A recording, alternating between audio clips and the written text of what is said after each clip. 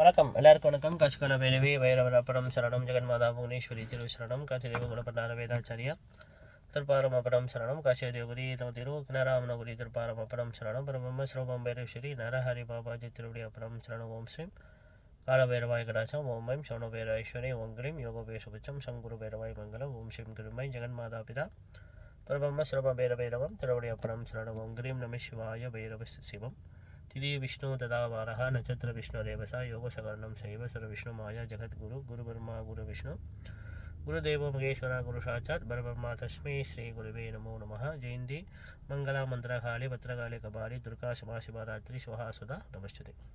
இன்றைக்கி ஒரு முக்கியமான ஜெகன்மாதா யோகமாயா ஸ்ரீ புவனேஸ்வரி காசிகால பைரவுடைய ஒரு ஆன்மீக தகவல். இன்றைக்கி 71வது சதஸ் லகு வைதிக வேத சதஸ் சொல்லுவாங்க. அதாவது எப்படின்னா ஆன்மீகம் கொஞ்சம் விவரங்களை பற்றி சொல்கிறது. எப்பயுமே நான் இந்த புவனேஸ்வர பைரவ வழிபாடை பற்றி நான் நிறைய பேசியிருக்கேன். அப்புறம் இந்த நட்சத்திர பொருத்தங்கள், அப்புறம் ஜாதக கட்டங்கள், அப்புறம் வழிபாடு முறைகள், புவனேஸ்வர பைரவ வழிபாடு எப்படி வீட்டில் செய்வது, எப்படி ஆலயம் செய்வது பேசியிருக்கோம். இது ரொம்ப பேர் செய்து பலன்னு பார்க்குறாங்க. நிறைய மந்திரங்கள் நான் கொடுத்துருக்கேன். நிறைய மந்திரங்கள்லாம் மூல மந்திரங்கள், காயத்ரி மந்திரங்கள்லாம் நீங்கள் கண்டிப்பாக செய்து பலன் பார்க்கணும். செய்தான் கண்டிப்பாக பலன் உண்டு. பேர் கேட்பாங்க, மந்திரத்தால் மாங்காய் பறிக்க முடியுமான்ட்டு. மந்திரம் சொல்லாமல் எந்த மாங்காவும் நம்ம பறிக்க முடியாது. இதுதான் சாஸ்திர விதி. இது எனக்கு சொன்னது அகோரிகள், காசில் நான் இருக்கும்போது அகோரிகள் சொன்னது. இப்போ இன்றைக்கி ஒரு முக்கியமான ஒரு மாந்திரிக சாஸ்திரத்துலேருந்து ஒரு விழிப்புணர்வு. எப்படின்னா, நம்மளுக்கு வருகின்ற ஒரு வருஷத்துக்கு 4 கிரானம் வரும், சில நேரம் 5 கிரானம் வரும். 2 சூரிய கிரானம், 2 சத்திர கிரானம். ஆனால் என்றைக்குமே இந்த எத்தனை கிரானம் மலேசியாலையும் உலகத்தில் சம்பவித்தாலும் ஒரு கிரானம் சம்பவித்தது அதே கிரானம் அடுத்த வாட்டி வரவே வராது. இப்போ நட்சத்திரம் மாறி வரும், திதி மாறி வரும், யோகங்கள்லாம் மாறி வரும், கரணங்களில் மாறி வரும். அப்படின்னு கிரானங்கள் எப்பவுமே ஒரு கிரானம் அடுத்த கிரானம் வராது. இப்போ சொல்லுவாங்க, இப்போ வருகின்ற நம்மளுக்கு 7ஆம் தேதி 9ஆம் மாதம் 2025 ஒரு பூர்ணச்சந்திர ராகு கிரகஸ்த பூர்ணச்சந்திர சந்திர கிரானம் சொல்லுவாங்க. எப்படின்னா ராகு பகவான் முழுமையாக சந்திர பகவானை மறைப்பது. இதுதான் ஆனால் சில ஜோதிட சாஸ்திரம் என்ன சொல்லுவாங்கன்னா, அந்த காலத்தில் பாம்பு முழுங்குதுன்னு சொல்லுவாங்க. அப்படி சொன்னால் அந்த காலத்தில் உங்களுக்கு விளங்க பாருங்கள். இப்போ இந்த மாதிரி கம்யூனிகேஷன் நம்மளுக்கு நிறையா இருக்குது. ஹெட்ஃபோனு அதெல்லாம் பேசிக்கிறோம், வாட்ஸ்அப்பில் விளக்கிக்கிறோம், டிக்டாக்கில் விளக்கிக்கிறோம், எல்லாமே நம்ம பகிர்ந்துக்கிறோம் பாருங்களேன். அந்த காலத்தில் அந்த மாதிரிலாம் இல்லை. கிராம மக்கள் தானே, கிராமத்தில் உள்ளவங்க அதனால செய்வாங்க, வெளியே வரக்கூடாதுன்னு சொல்லினா கோயிலில் சாத்தி வச்சுருப்பாங்க. ஏன்னா அவங்களுக்கு இது பண்ண முடியாது. அப்படியே பார்த்தா டப்பா அடிப்பாங்க. கிராமத்தில் டப்பா அடித்து சொல்லுவாங்க, இந்த மாதிரி டக்கு டக்குன்னு ஒடுக்கடி சொல்லுவாங்க, இந்த மாதிரி கிராமம் வருது, யாரும் கோயிலுக்கு கோயில் சாத்தி வச்சுருப்போம்னு சொல்லி. ஆனால் பைரவரோட சிவ ஆகமத்தில் 28 சிவ ஆகமத்தில் கிராண ஆகமம் தனியாக ஒன்று இருக்குது. கிராணத்துக்கு உள்ள தனி ஆகமம் ரிஷிகள் எழுதி வச்சுருக்காங்க. என்கிட்ட காமிக ஆகமம் மட்டும்தான் இருக்குது. என்னோட தாத்தாவோட புக்கு, பெரிய புக்கு. காமிக ஆகமப்படி தான் மலேசியாலையும் இந்தியாவிலையும் முக்காசி கோயில்கள் அமைக்கப்பட்டது. அந்த விதிப்படி தான் செய்கிறாங்க. ஆனால் கிராணத்துக்கும் தனியாக ஆகமம் உண்டு. ஏன்னா கிராணம் ஒரு கெட்ட செயலே கிடையாது. இறைவன் மனிதனுக்கு கெட்டதை உண்டாக்கலை. எல்லா நேரத்தையும் எந்த நேரத்தை எதுக்கு பயன்படுத்தணும் சொல்லி தான் விதி. பாருங்கள், இந்த கிரானம் முடிக்கும் போது நம்ம எது செய்தாலும் அது பல மடங்கு வெற்றியாக போகுது. இதுதான் இதோட ஒரு மெயின் பாயிண்ட். அதாவது 100 ராகுகாலம் யமகண்டம் ஒன்றா சேர்ந்து ஒரு குளிகை நேரம், 100 குளிகை நேரம் ஒன்றா சேர்ந்து ஒரு கரிநாள் நேரம், 100 கரிநாள் நேரம் ஒன்றா சேருவது அமாவாசை, 100 அமாவாசை ஒன்றா சேருவது கிரானம். அப்போ இந்த கிரானத்தில் செய்கிற இந்த ஒரு காரியமும் நம்மளுக்கு பல மடங்கு வெற்றியாகும். அப்போ கிரானத்தில் நம்ம என்ன செய்யணும்? மந்திர ஜபங்கள் பண்ணலாம், கடன் கொடுக்கலாம், மாதா பிதா குருக்கு தானம் பண்ணலாம். அன்றைக்கி நீங்கள் கொடுக்குற தானத்துக்கு பல மடங்கு பலன் உண்டாம். கிரான சாஸ்திரம் சொல்லுது, கிரான ஆகமத்தில் உண்டு இதெல்லாம். அதான் கிரானம் பிடிச்ச பெண். அதாவது இப்போ எடுத்துக்காட்டு வச்சுக்கோங்களேன். இப்போ 7ஆம் தேதி 9ஆம் மாதம் சந்திர கிரானம் கரெக்டாக மலேசிய நேரப்படி ராத்திரியில் இரவில் தான் 12 மணிக்கு பிடிப்பது, மறைப்பது. அது மறைக்கும். நம்ம சாஸ்திரத்துக்கு பிடிப்பது சொல்கிறோம், மறைப்போம். அந்த மறைக்கும் போது கர்ப்பஸ்ரீகள் மட்டும்தான் எதுவுமே செய்யக்கூடாது. அந்த தூங்குகிற நேரம் யாரும் சாப்பிட மாட்டாங்க. 6 மணி நேரம் முன்னுக்கு சாப்பிடக்கூடாது. ஏன்னா வயிற்றில் உள்ள ஒரு பொருள் கூட விஷமாக மாறுதான். பார்த்தீங்களா, வயிற்றில் உள்ள ஒரு பொருள் கூட விஷமாக மாறு சொல்லி சாஸ்திரங்கள் ரிஷிகள் எழுதி வச்சுருக்காங்க. ஆனால் அந்த நேரத்தில் நம்ம வந்து மந்திர ஜபங்கள் பண்ணணும்னு சொன்னோம். இந்த மந்திர சித்தி பெற்றவங்க இருக்காங்க இல்லையா, உபாசனை பெற்றவங்க, ஒரே ஒரு தெய்வத்தை வந்து உபாசனையாக பூஜிக்கிறவங்க இருக்காங்க. மாந்திரிக சாஸ்திரம் பெரிய பெரிய மந்திரவாதிகள்லாம் இருப்பாங்க. அவங்களுக்கு தான் இந்த கிரக நேரத்தை நல்லா பயன்படுத்திக்கணும். அவங்களுக்கு இது முக்கியமான ஒரு நேரம். மறு ஜென்மம் சொல்லி ஒரு விதி இருக்குது. எப்படின்னா, இது அகோரிகளும் செய்வாங்க. இந்த கிரகணம் பிடிக்கிற நேரத்தில் மறு ஜென்மம் சொல்லுவாங்க. எப்படின்னா, ஒரு குழந்தை ஒரு தாய் வயிற்றில் எப்படி இருக்கும், தண்ணி உள்ளுக்கு தான் இருக்கும். அந்த குடம் கும்பம் தான், அந்த கர்ப்பம் வந்து ஒரு கும்பம். அந்த கும்பத்துக்கு எப்படி தண்ணி இருப்பதோ அது ஒரு எமிழ்ச்சி பழம் இருப்பது மாதிரி குழந்தை வந்து அந்த கும்பத்துக்குள்ளே இருக்கும். அப்போ அது அந்த நேரம் வந்த பிறகு பருப்பு ஏற்படும். அதே மாதிரி கிரானம் பிடிப்பது வந்து ஒரு 2 மணி நேரம் 3 மணி நேரம் தான் பிடிக்கும் ஏறக்குறை. ஆனால் இந்த வாட்டி கிரானம் வந்து 3 மணி நேரம் பிடிக்கும். ரொம்ப நீண்ட நேரம் பிடிப்பது சந்திர கிரானம். அப்போ இந்த நேரத்தில் வந்து இந்த மந்திரம் சாஸ்திரத்தை அறிஞ்சவங்க புரிஞ்சவங்க அகோரிகள், சாதுக்கள், ரிஷிகள், சித்தர்கள் இவங்கெல்லாம் இருப்பாங்க. இவங்க என்ன செய்வாங்கன்னா, இந்த காலத்தில் சில பேர் மூச்சு டம் கட்டுவாங்க 3 மணி 4 மணி நேரம். அவங்க செய்யட்டும். நம்மளுக்கு அந்த பயிற்சி இல்லாமல் எதுவுமே இறங்கிறாங்க. இது வந்து குடும்பவாசிகளுக்கு இல்லை, குடும்பவாசிகள் யாருமே செஞ்சிடாது. குடும்பவாசிகள் வந்து அந்த நேரத்தில் ஒரு மந்திர ஜபத்தை பண்ணுங்கள். காயத்ரி மந்திரம் அம்பாலோட இருக்கும், லட்சுமி தேவியோட இருக்கும், சரஸ்வதி தேவியோட இருக்கும், புவனேஸ்வரி அம்பாலோட இருக்கும், இல்லை காலபைரவோட இருக்கும், பைரவோட இருக்கும். இந்த மந்திரத்தை ஏதோ ஒரு மந்திர ஜபங்கள் பண்ணுங்கள். அந்த 3 மணி நேரம் ஜம் பண்ணிட்டு ஒரு கிளாஸ் தண்ணி குடித்தா ரொம்ப விசேஷம். வீட்டில் உட்காந்து அந்த ஒளிகள் படக்கூடாது. வீட்டுக்கு வெளியே நம்ம போகக்கூடாது. ஏன்னா வீட்டுக்கு வெளியே போகும்போது நம்ம உடம்புல அந்த ஒளிகள் படும்போது நம்மளுக்கு சில கெட்ட எனர்ஜி சக்திகள் நம்மளுக்கு வரும் சொல்லி சாஸ்திரம் சொல்லுது. ஆனால் இந்த மந்திர சாஸ்திரங்கள் அறிஞ்சவங்க மந்திரத்தை ஜபம் பண்ணி உயிர் கொடுத்தவங்க என்ன செய்வாங்கன்னா, ஒரே நாள் அந்த மந்திரத்துக்கு உயிரும் கொடுக்க முடியும், ஒரே நாள் மறுஜென்மம் எடுக்க முடியும். எப்படின்னா, இந்த கிரானம் பிடிக்கிற நேரத்தில் ஒரு பேசன், ஒரு கழுத்தறிக்கு ஒரு தலைவரிக்கு பேசன் இருக்கணும். அதில் வந்து பத்மசானம் போட்டு உட்காந்துப்பாங்க. சில என்ன செய்வாங்கன்னா, கழுத்து வரைக்கும் தண்ணியில் உட்காருவாங்க, உட்காந்து மந்திர ஜபம் பண்ணுவாங்க. அது வந்து முதல் விதி. அதை விட சிறந்த என்ன செய்வாங்கன்னா, தண்ணி ஃபுல்லாக தலை வரைக்கும் தண்ணி பிடிச்சி அது ஒரு டீப் ஒன்று வச்சுருப்பாங்க, மூச்சு விடுறதுக்கு பைப் டீப் வாயில் வச்சுக்குவாங்க. அதில் தான் வந்து காற்று இழுக்கிறது, போகிறது, வருது, போகுது, இப்படி செய்வாங்க. மூக்கை வந்து டப்பு கட்டிக்குவாங்க. இந்த மாதிரி மூக்கை மூட்டிக்கிட்டு அந்த நேரம் 3 மணி நேரம் மந்திர ஜபத்தை மந்திரவாதிகள் வந்து அந்த மந்திரத்துக்கு உயிர் கொடுப்பாங்க. 3 மணி நேரம் தண்ணி உள்ள உட்காந்து ஒரு குழந்தை, அவங்க தான் வந்து ஒரு குழந்தை, ஒரு தாய் வயிற்றில் அவங்க இருப்பதாக ஐதீகம். இன்னும் பிறக்கலை, அவங்க இன்னும் பிறக்கலை, தாய் வயிற்றில் அந்த குழந்தை இருப்பதாக. இது வந்து மந்திரவாதிகளுக்கும் சாஸ்திரம் அறிஞ்சவங்களுக்கும் அகோரிகளுக்கும் சுவாமியார்களுக்கு மட்டும்தான். குடும்பவாசிகள் செஞ்சிடாதீங்க. தப்பாக சொல்கிறேன். குடும்பவாசிகளுக்கு பழக்கம் இல்லாமல் அனுபவம் இல்லாமல் செய்யக்கூடாது, ரொம்ப ஆபத்து. இது வந்து ஒருத்தர் கேட்டார், ஒரு மந்திரவாதி ஊர்லேருந்து கேட்டார் ஃபேஸ்புக்கில். நான் அவருக்கு நான் விளக்குறேன், மற்றவங்களும் தெரிஞ்சுக்கங்க.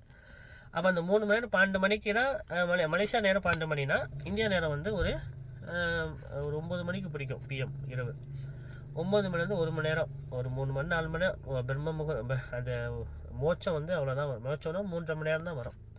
மலேசியா நேரம் கரெக்டாக 12 மணி வரும். இப்போ மலேசியாவில் உள்ள சில மந்திர சாஸ்திரங்கள் தெரிஞ்சவங்க வந்து மறு ஜென்மம் எடுக்கணும் சொன்னால் அந்த நேரத்தை இந்த டீப் வாயில் வைத்து தலை வரைக்கும் அந்த தண்ணியை மூழ்கி ஒரு பேசன் உள்ளுக்கு பத்மாசனம் போட்டு தண்ணி மூழ்கி பீப்பை வைத்து தண்ணியில் உட்காந்து அந்த 3 மணி நேரம், பெஸ்ட்டு 4 மணி நேரம் அந்த மந்திரம், ஒரே மந்திரத்தை 3 மந்திரம் ஒன்று தெரிஞ்சு வச்சுருப்பாங்க. ஒரு குருகிட்டேருந்து வாங்கியிருப்பாங்க, தீட்சை வாங்கியிருப்பாங்க இல்லையா. அந்த மந்திரத்தை சொல்லி 4 மணி நேரம் கழித்து அவங்க தண்ணியிலேருந்து எந்திரிச்ச பிறகு ஒரு குழந்தை புதுசாக பிறப்பதாக ஒரு ஐதீகம். பூர்வ புண்ணிய ஜனனம். ஒரு குழந்தை வந்து இதான் வந்து மந்திரவாதிகள் என்ன செய்வாங்கன்னா, இந்த மந்திர சாஸ்திரம் அறிஞ்சவங்க என்ன செய்வாங்கன்னா, அவங்க தேகத்தையும் அவங்க ஆத்மா பலத்தையும் பெருக்கிறதுக்காக, ஆத்மா வந்து பலப்படுத்துறதுக்காக இந்த கிரக நேரத்தை நல்லா பயன்படுத்திக்குவாங்க.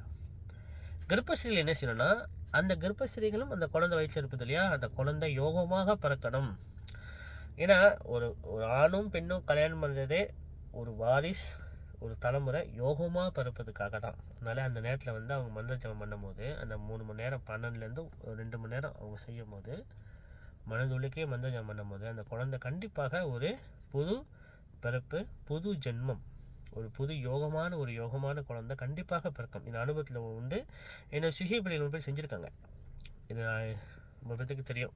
ரவி குருக்களே இவ்வளோ பேருக்கு செஞ்சு சொல்லிக் கொடுத்து செய்து பலன் பார்த்துருக்காங்க. அது குழந்தை பிறந்த பிறகு ஒருத்தவங்களுக்கு வந்து இந்த மாதிரி ஒரு வருஷத்துக்கு 4 கிரகணம் வந்தது. ஆனால் அந்த வருஷம் அவங்க 3 கிரகணம் வந்தது. அந்த 3 கிரகண நேரத்தையும் நல்லா பயன்படுத்திக்கிட்டாங்க. குழந்தை பிறக்கிறதுக்கு 1 மாதம் முன்னுக்கு அம்பாள் கனவுல வந்து இந்த மாதிரி இத்தனை மணிக்கு ஒரு குழந்தை பிறக்கும், இந்த மந்திர பேர் வை சமஸ்காரம் சொல்லி அவங்க திருவாயால் சொல்லிட்டு போனதாக அவங்க அதே மாதிரி செய்தாங்க. பைரவோட மந்திரத்தை தான் பேரை வச்சாங்க. இதெல்லாம் உண்மை, அவங்க பார்த்துக்கிட்டு இருப்பாங்க டிக்டாக்கில் கூட. அப்போ இந்த மந்திரவாதிகள் வந்து மந்திர சாஸ்திரம் தெரிஞ்ச ஆச்சாரிகள் என்ன செய்வாங்கன்னா, இந்த நேரத்தை வந்து நல்லா இப்படி தான் பயன்படுத்தணும். இந்த கிரகண நேரத்தை வந்து தண்ணி உள்ளுக்கு உட்காந்து முழுகணும், ஃபுல்லாக முழுகிடணும். ஒரு குழந்தை வயிற்றில் இருக்கிற மாதிரி தொப்புள் கொடி தான் இந்த மூச்சு, அந்த பைப் மாதிரி போட்டுட்டு அதில் தான் மூச்சு இழுத்து போடணும். அவங்க மனதை ஒரு நிலைப்பட்டு மூச்சை ஏற்கனவே இது பழக்கம் இருக்கணும். அந்த மந்திரவாதிகள் இந்த வேத ஆச்சாரியர்களுக்குலாம் தெரியும் இது எப்படி செய்வதுன்ட்டு. அப்போ இந்த கிரகண நேரத்தை வந்து நல்லா நம்ம பயன்படுத்திக்கணும். அதே மாதிரி உலகத்திலேயே எல்லா கோயிலும் மக்கள் வரக்கூடாது சொல்லி திருக்கா போட்டு உள்ளுக்கு அம்பாளுக்கும் மற்ற இறைவனுக்குள்ள பூஜைகள் செய்வாங்க ஆலயத்தில். ஆனால் உலகத்திலேயே கிரகண நேரத்தில் கோயிலை சாத்தாத 2 கோயில்னால் காசி காலபைரவர் கோயிலும் உச்சினி மகா காளேஸ்வரர் கோயிலும். 2 கோயில் மட்டும் சாத்திய மாட்டாங்க. ஏன்னா அவங்களுக்கு இந்த கிரகண தோஷங்களும் எந்த ஒரு தோஷமும் படாது அப்படின்னு சாஸ்திரங்கள் நம்மளுக்கு வலியுறுத்தி சொல்லுது. உண்மைதான். நீ காசிக்கு போனீங்கன்னா கிரகண நேரத்தில் சாத்த மாட்டாங்க. பைரவருக்கு 24 மணி நேரம் பூஜை நடக்கும். அந்த எண்ணிக்கை எத்தனை மணிக்கு தலை திறக்கணும், எத்தனை மணிக்கு அபிஷேகம், நித்திய பிரகார பூஜை. அகோரிகள் வந்து அந்த பத்மா அந்த ஆசி எடுத்துடுவாங்க. சில பேர் 12 மணிக்கு மேலே இரவில் தான் அந்த ஆசி, உத்தமமான ஒரு ஆத்மா ஆசையை எடுத்துகிட்டு வந்து காலபைரவருக்கும் உச்சினி மகாகாளேஸ்வருக்கும் இந்த ஆஸ்தியில் தான் அபிஷேகம் பண்ணுவாங்க. ஏன்னா உலக நன்மையை கடந்து காலபைரவருக்கு இந்த மனிதன் எரிஞ்ச ஆஸ்தியோட சாம்பலை தான் அபிஷேகம் பண்ணுறது. அது உத்தமமான மிகப்பெரிய அபிஷேகம். அது பூமியின் நலனுக்காக செய்வது அகோரிகள். அதனால தான் அகோரிகளுக்கு ஆட்சியில் இருப்பது. அதே மாதிரி இந்த கிரகண நேரத்தை வந்து 7ஆம் தேதி 9ஆம் மாதம் வர கிரகணத்தை நம்ம சரிவர நம்ம பயன்படுத்திக்கணும். குடும்பவாசிகள் அன்றைக்கி வந்து நீங்கள் மந்திர ஜபங்கள் பண்ணலாம்.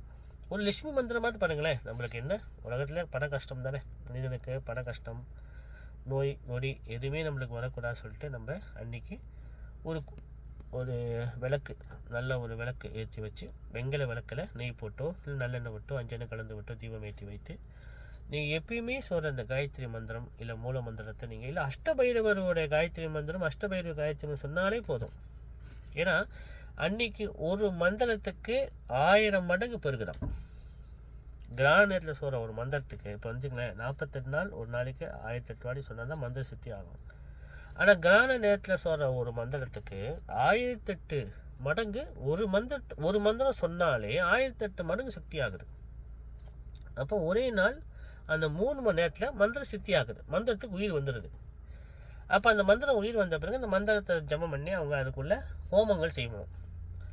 இப்போ ஒரு மந்திரம் நீங்கள் காயத்ரி மந்திரம் படிக்கிறீங்க வச்சுங்களேன், விநாயகர் மந்திரம் படிக்கிறீங்க, ஓம் தத் புருஷா வித்மஹே மகா வக்கரதுண்டாய தீமஹே தன்னோ தந்திப ஜோதியாது. இந்த மந்திரத்தை நீங்கள் கிரகண அன்னைக்கு சொல்லிடுறீங்க. அப்போ கண்டிப்பாக 3 மணி நேரம் நீங்கள் சொல்லும் போது, சாதாரண குடும்பவாசிகளுக்கு சொல்லும் போது அன்றைக்கி அது சித்தி ஆகிடும், அதுக்கு உயிர் வந்துடும். உயிர் வந்த பிறகு அந்த மந்திரத்தை சொல்லி நீங்கள் ஹோமங்கள் செய்யணும். அவள் பொறி கடலில் மட்டும் வைத்து சின்ன அளவாக ஒரு வெங்கலத்தில் இரும்பு அக்னி கொண்டு கடையில் அழகாக வச்சுருக்காங்களே வாங்கி நீங்கள் அந்த மந்திரத்தை சொல்லி 108 முறை தேனும் பாலும் நெய்யும் விட்டு குச்சி வைத்து நீங்கள் அவள் பொறி கடலில் வச்சு அந்த மந்திரத்துக்கு நீங்கள் ஹோமம் பண்ணணும். அதே மந்திரத்தை சொல்லி 108 வாட்டி, அந்த 108 வாட்டி ஹோமம் முடிஞ்ச பிறகு 3 நாள் கழித்து அந்த மந்திரத்துக்கு தர்ப்பணம் பண்ணணும். எப்படின்னா ஓம் தத் புருஷா வித்மஹே மகா வக்கரதுண்டாய தீமஹே தன்னோ தந்திப ஜோதியாது தற்பயாமின்ட்டு வலது கையில். பித்ருகளுக்கு வந்து மாத்திரு பித்ருவுக்கு இடது கை, ரிஷிகளுக்கு வந்து வலது கை, தேவர்களுக்கு வலது கை. அப்போ தேவ மந்திரம் இல்லையாது. அப்போ வலது கையில் அந்த தண்ணி ஜலத்தை வயிற்றில் வச்சு 108 முறை அந்த மந்திரம் சொல்லி தற்பயாமின்ட்டு நீங்கள் நீரை வந்து பூமியில் விடணும். இது வந்து தர்ப்பண மந்திரம். அதுக்கு பிறகு தான் அந்த மந்திரம் உங்களுக்கு முழுமையான பலன் கிடைக்கும்.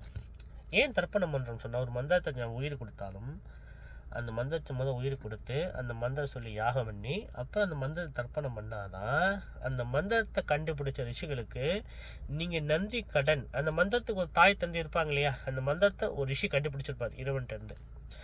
அந்த குருவுக்கு நீங்கள் கொடுக்குற தர்ப்பணம், அந்த குரு கண்டிப்பாக லோகத்தில் எங்கேயோ இடத்துல இருப்பார். அவருக்கு போய் அந்த பலன் கிடைச்சாதான் அந்த மந்திரத்தோட முழுமையான பலன் நீங்கள் அணிவிக்க முடியும், கிடைக்கும். இதுதான் மந்திர தர்ப்பணம். எல்லா மந்திரத்துக்கும் தர்ப்பணம் உண்டு. எந்த ஹோமம் செஞ்சாலும் அந்த அந்த ஹோமத்துக்கு ஒரு மூல மந்திரம் ஒன்று இருக்கும் இல்லையா, அந்த மூல மந்திரத்தை சொல்லி தற்பயாமி நீர் பூமியில் நீங்கள் விடணும், இல்லை செடி ஓத்திலையாவது விடணும். அந்த மந்திரத்தை ஒரு 100 பேர் சொன்னாதான் அந்த மந்திரோட முழுமையான பலன் அவங்களுக்கு கிடைக்கும். அதே மாதிரி இந்த 7ஆம் தேதி 9ஆம் மாதம் வர கிரகணத்தை தயவு செய்து விட்டுறாதீங்க. முடிஞ்ச வரை மந்திர ஜபங்கள் பண்ணுங்கள். அதில் நிறைய பலன் கண்டிப்பாக உங்களுக்கு கிடைக்கும். ஏன்னா இந்த 7ஆம் தேதி 9ஆம் மாதம் புரட்டாதி நட்சத்திரத்தில் கும்பராசியில் உள்ள புரட்டாதி நட்சத்திரத்தில் தான் சம்பவிக்கிறது. ஆனால் புரட்டாதி நட்சத்திர சஞ்சாரம் பண்ணாலும் கேது பகவான் சிம்ம ராசியில் உட்காந்துருக்காரு. அப்போ கும்பராசியும் எடுக்க சொல்லிங்களே, கும்பராசியும் சிம்ம ராசிக்காரவங்க கண்டிப்பாக இந்த நேரத்தை நழுவ விட்டுறாதீங்க. ஏன்னா இது மிகப்பெரிய ஒரு ராஜயோகத்தை உங்களுக்கு கொடுக்கும். ஏன்னா ராகு பகவான் தான் யோக காரகன். சில பேர் ராகு கெட்டவர் தான் சொல்லுவாங்க. உண்மையிலே கெட்டவர் தான். ராகு ஒரு சனி பகவான் மாதிரி கெட்ட கிரகம் தான். அவனால் அவருக்கு இன்னொரு பேர் உண்டு. அவர் மாதிரி யாரும் யோகத்தை கொடுக்க முடியாது. அதே மாதிரி கேது பகவான் அவரும் ஒரு கெட்ட கிரகம் தான். பாவிகள் தான் சொல்லுவாங்க ஜாதகத்தில். அவர் ஒரு இடத்துல இருந்தாருன்னா கெட்டதான் செய்வார். ஆனால் அவர் தான் ஞான காரகன் சொல்கிறாங்க. ஒரு ஞானத்தை கொடுப்பது மகாசக்தி கேது பகவானுக்கு உண்டு. அதுதான் எப்பவுமே இந்த ராகு கேது சிலரை இப்போ வச்சுங்களேன், ராகு திடீர் அதிர்ஷ்ட யோகம் மிகப்பெரிய ஒருத்தனுக்கு புதையில கிடைக்குது, மிகப்பெரிய அதிர்ஷ்ட யோகம் கிடைக்குன்னா ராகு தான். அதே மாதிரி கேது பகவான் 3 தலைமுறைக்கு அவங்க பேர் பூலோகத்தில் அழியாமல் இருக்கணும்னா கேது பகவான் ஆசீர்வாதம் இருந்தால் தான் முடியும். அவர் பேரை சொன்ன, இப்போ எம்ஜிஆர் பேர் சொன்னால் எல்லாத்துக்கும் எப்படி தெரியுது, அர்னால்டோ சொல்கிறோம் எல்லாத்துக்கும் எப்படி தெரியுது. அதே மாதிரி அந்த பேர் பூமி இருக்கிற வரைக்கும் அவர் பேர் இருக்கணும்னா கேது பகவான் ஆசீர்வாதம் வேணுமா. கேது 3ஆம் இடமும் கேதுவும் நல்ல வலுவாக இருந்தால் தான் அவங்க இறந்த பின் அவங்க பேரை சொல்லக்கூடிய ஒரு யோகம், அவர் பேரை சொல்லணும்னா எல்லாத்துக்கும் சிறக்கிற யோகம் கேது பகவானால் தான் முடியும். இப்போ பாருங்கள், எல்லா கிரகமும் கெட்ட கிரகமும் இல்லை, எல்லா கிரகமும் நல்ல கிரகமும் இல்லை, எல்லா ராசியும் கெட்ட ராசியும் இல்லை, எல்லா ராசியும் நல்ல ராசியும் இல்லை. ஒரு குழந்தை பாவ புண்ணியத்தை தொட்டு ஒரு குழந்தை பிறக்குதுன்னா அந்த குழந்தையோட முன்ஜென்ம கர்மாவை தொட்டு, அவங்க அப்பா அம்மா செஞ்ச கர்மாவை தொட்டும், அவங்க தாத்தா பாட்டை போட்டு செஞ்ச கர்மாவை தொட்டும் தான் அந்த குழந்தை பிறப்புது. அப்போ இந்த தாத்தா பாட்டியோட பொறுப்பு ஏன்னா ராகுவும் கேதுவும் தான். அதனால தான் இந்த ராகு கேது நேரத்துலையும் இந்த கிரகணம் பிடித்த பின் விலகின நேரத்தும், சூரிய கிரகணமாக இருந்தால் சூரிய கிரகணம் ஆரம்பத்திலே முன்னோர்களுக்கு தர்ப்பணம் பண்ணணும், தர்ப்பணம் சிராத்தம் திலாயாகம் செய்யணும். சந்திர கிரகணமாக இருந்தால் சந்திர கிரகணம் முடிந்து தர்ப்பணம் சிராத்தம் திலாயாகத்தை செய்யணும்னு சாஸ்திரம் சொல்லுது. கிரகணம் கெட்ட நேரமே இல்லை, நம்ம எப்படி பயன்படுத்திக்கிறோன்னு பொறுத்து தான். அந்த இடத்துல வெப்பசைகள் என்ன இப்படி என்னமோ சொல்கிறாங்க, கிராணத்தை கண்டு பயப்படுறாங்க. நான் மீன் வெட்டுவேன், நான் கோழி வெட்டுவேன், நான் பொய் சொல்லுவேன், நான் மற்றவங்க திட்டுவேன், அப்படிலாம் செய்யவே கூடாது. கிராண இடத்துல ரொம்ப ரொம்ப முக்கியம். எதுவுமே முடியலையா, கர்ப்பசரிகள் படுத்தாது தூங்குங்களேன், நல்லா படுத்து தூங்குங்க, ஒரு பிரச்சனை இல்லை. நல்லா படுத்து நல்லா தூங்குங்க. நீங்கள் காலையில் கூட பூஜை பண்ணிக்கலாம், அவ்வளோ பிரச்சனையும் ஒன்றும் இல்லை. ஏன் நான் சொல்கிறேன்னா, இந்த கிராணத்தில் உண்மையிலே பார்த்தால் நெகை வெட்டக்கூடாது, மகா ஆபத்து. முடி வெட்டக்கூடாதான், மிகப்பெரிய ஆபத்து. ஆபத்து என்னென்னா, கெட்ட காரியங்கள் செய்யக்கூடாது, வளரும். நல்ல காரியங்கள் செஞ்சால் நம்மளுக்கு அது வளரும். அப்போ நல்ல காரியம் என்ன? இறைவன்கிட்ட பிரார்த்தனை வைப்பது, இறைவனை பூஜிப்பது, மந்திர ஜபம் பண்ணுவது, தியானம் பண்ணுறது, யோகசானம் பண்ணுறது. மந்திர சாஸ்திரம் அறிஞ்ச குருமார்கள் இந்த தண்ணியில் உட்காந்து மறு ஜென்மம் எடுப்பாங்க. எப்படின்னா இந்த நேரத்தை தான் அவங்க பயன்படுத்திக்குவாங்க. கிரக நேரத்தை தான் தண்ணியில் உட்காந்து மூச்சை, சில பேர் மூச்சை 3 மணி நேரம் ட்ரம் கட்டுறவங்க, யோகத்தில் யோக சாசனத்தில் ட்ரம் கட்டுறவங்க செய்வாங்க. அப்படி ட்ரம் கட்ட முடியாதவங்க இந்த பைப் டீப் வச்சு தொப்புள் கொடி மாதிரி மூச்சை இழுத்து விட்டு அதை செய்வாங்க. ஆனால் இது திருப்பி சொல்கிறேன், இது அனுபவம் இல்லாமல் நல்ல குரு இல்லாமல் தயவுசெய்து செஞ்சிடாதீங்க. இது மிகப்பெரிய ஒரு ஆபத்து. ஒருத்தர் கேட்டதால் நான் இதை பற்றி நான் வளர்க்குறேன். கிரகணம் ரொம்ப முக்கியமான நேரம், அது கெட்ட நேரமே இல்லை, அது நல்ல நேரம் நீங்கள் பயன்படுத்தி. முக்கியமாக புரட்டாதி நட்சத்திரக்காரங்களும் சதய நட்சத்திரக்காரங்களும் உத்திரட்டாதி, அதாவது எப்படின்னா உத்திரட்டாதி நட்சத்திரக்காரங்களும் அதுக்கு நேராக சிம்மராசி 3 மகம் பூரம் உத்திரம், இந்த 3 மகம் பூரம் உத்திரமும் சிம்மராசியில் தான் இருக்கும். உத்திரம் மொதல் பாதம் வரைக்கும் சிம்ம ராசி இருக்கும். இப்போ இந்த 6 நட்சத்திரக்காரங்களும் மட்டும் நல்லா கொஞ்சம் வலிமையாக அவங்க ஜபங்கள் பண்ண இந்த யோகத்தை நல்லா பயன்படுத்திக்கலாம் இல்லையா? அதே மாதிரி இந்த கிரக நேரத்தில் நம்ம கண்டிப்பாக தான தர்மங்கள் கிரகணம் முடிஞ்சாது கண்டிப்பாக செய்யுங்க. உங்களுக்கு நல்ல பலன் கண்டிப்பாக இறைவன் கொடுப்பார். காசி கலபைரவி பைரவர் அர்ப்பணம் சரணம் ஜெகன்மாதா புவனேஸ்வரி திரு சரணமங்கரிம் நம சிவாய பைரவ சிவம்.